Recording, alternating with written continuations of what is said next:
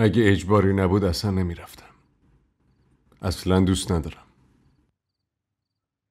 دفعه قبلم رفته بودی سفر. روز سالگرد ازدواجمون منو تنها گذاشتی.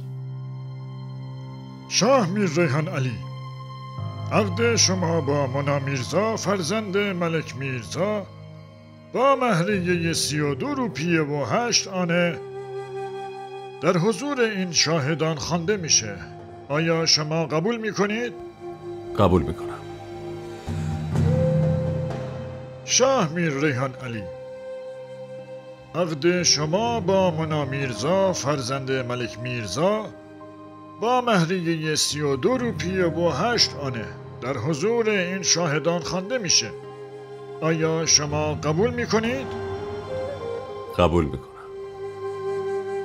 شاه میر ریحان علی، عقد شما با مونا میرزا فرزند ملک میرزا با مهریه 32 روپیه و 8 آنه در حضور این شاهدان خوانده میشه. آیا شما قبول میکنید؟ قبول میکنم. اینجا رو امضا کنید.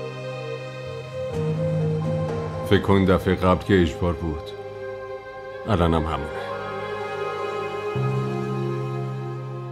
دیگه باید برم.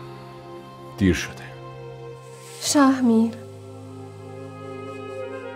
میشه وقتی رسیدی زنگ بزنی؟ راستی هدیه منو ندادی. من که گفتم یادم رفته. وقتی اومدم میگیرم بهت میدم. نه، نمیخواد چیزی بگیری.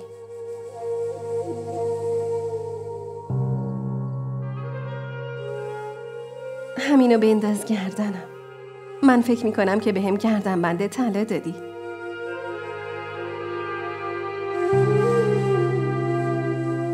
داری شرمندم میکنی؟ مگه میتونم شرمندت کنم؟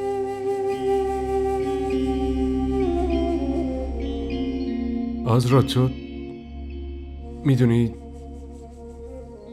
تو کاملا دیوونی. اون عشق نیست اگه آدمو دیوونه نکنه.